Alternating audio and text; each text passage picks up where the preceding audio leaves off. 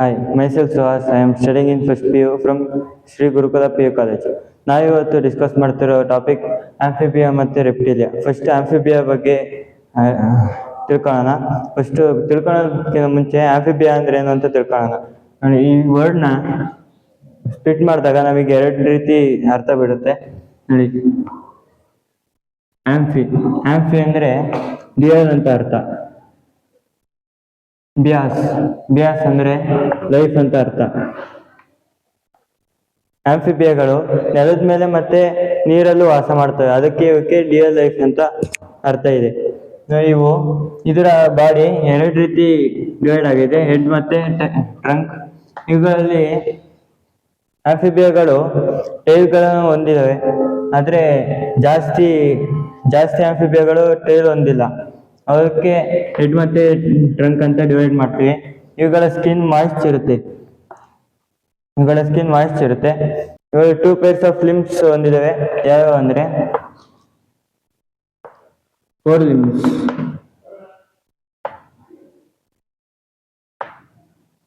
Limbs ಮತ್ತೆ hind limbs.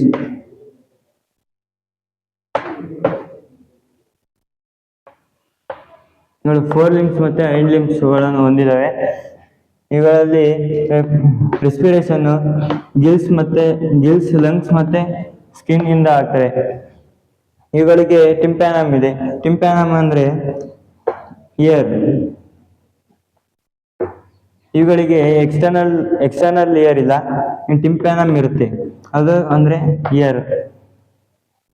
ಇವುಗಳಿಗೆ eyelids ಇದೆ. ಹಾರ್ಟ್ 3 chambered ಹಾರ್ಟ್ ಇದೆ. ಯಾವ ಅಂದ್ರೆ 2 ಆರಿಕಲ್ಸ್ ಮತ್ತೆ 1 ವೆಂಟ್ರಿಕಲ್.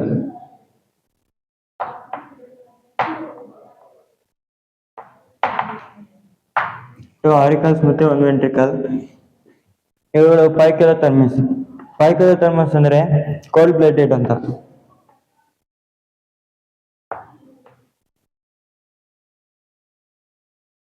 ಕೋಲ್ಡ್ ಬ್ಲಡೆಡ್ ಅಂದ್ರೆ ಇವುಗಳು ಟೆಂಪರೇಚರ್ಗೆ ತಕ್ಕಂತೆ ಅವುಗಳ ಬಾಡಿ ಟೆಂಪರೇಚರ್ನ ಚೇಂಜ್ ಮಾಡ್ಕೊಂತವೆ, ಅದಕ್ಕೆ ಇವನ್ನ ಕೋಲ್ಡ್ ಬ್ಲಡೆಡ್ ಅಂತ ಕರೀತಾರೆ. ಇವುಗಳು ಓವಿಪ್ಯಾರಸ್ ಅಂದ್ರೆ ಮೊಟ್ಟೆ ಇಡುವಂತ ಪ್ರಾಣಿಗಳು. ಇವುಗಳ ಡೆವಲಪ್ಮೆಂಟ್ ಇಂಡೈರೆಕ್ಟ್ ಆಗಿ ನಡೆಯುತ್ತೆ. ಇವುಗಳು ಹುಟ್ಟಿದಾಗ ಲಾರ್ವಾ ಕಂಡೀಷನ್ ಅಲ್ಲಿ ಇರುತ್ತೆ, ಆಮೇಲೆ ಬೆಳೀತಾ ಒಂದು ಪ್ರಾಪರ್ ಶೇಪಿಗೆ ಬರ್ತವೆ, ಅದಕ್ಕೆ ಇದರ ಡೆವಲಪ್ಮೆಂಟ್ ಇಂಡೈರೆಕ್ಟ್ ಆಗಿ ನಡೆಯುತ್ತೆ. ಈಗ ನಾವು ರೆಪ್ಟಿಲಿಯಾ ಬಗ್ಗೆ ತಿಳ್ಕೊಳ್ಳೋಣ. ರೆಪ್ಟಿಲಿಯಾ ಅನ್ನೋ word creeping or crawling mode of locomotion ಅಂತ ಅರ್ಥ ಸಿಗುತ್ತೆ.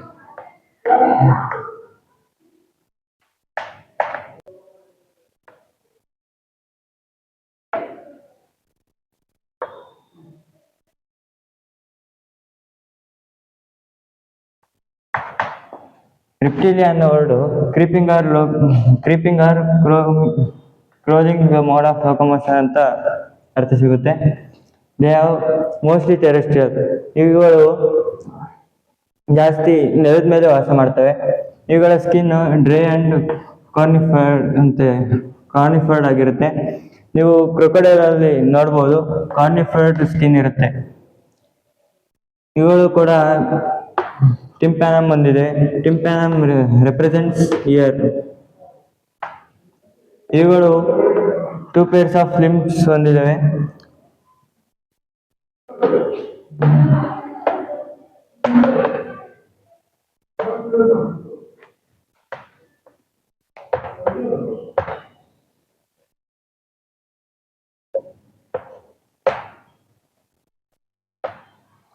ಫೋರ್ ಲಿಂಬ್ಸ್ ಮತ್ತೆ hind limbs. Some of the ರೆಪ್ಟಿಲಿಯಾಗಳು ಎಷ್ಟೊಂದು ಲಿಂಬ್ಸ್ ಹೊಂದಿರಲ್ಲ, ಅವು ಕ್ರೋಲಿಂಗ್ ಮೋಡ್ ಆಫ್ ಲೋಕೋಮೋಷನ್ ಹೊಂದಿರ್ತವೆ. ಇವುಗಳು ಕೂಡ ಓವಿಪ್ಯಾರಸ್ ಅಂದ್ರೆ ಮೊಟ್ಟೆ ಇಡುವಂತ ಪ್ರಾಣಿಗಳು. ಇವುಗಳು ಡೈರೆಕ್ಟ್ ಆಗಿ ಡೆವಲಪ್ಮೆಂಟ್ ಆಗ್ತವೆ. ಇವು ಹುಟ್ಟಿದಾಗ ಲಾರ್ವಾ ಸ್ಟೇಜ್ ಅಲ್ಲಿ ಇರಲ್ಲ, ಡೈರೆಕ್ಟ್ ಆಗಿ ಬೆಳಿತವೆ. ಇವು ಪೈಕ್ಯುಲೋಥರ್ಮಸ್, ಆಗ್ಲೇ ಹೇಳ್ದಾಗೆ ಕೋಲ್ಡ್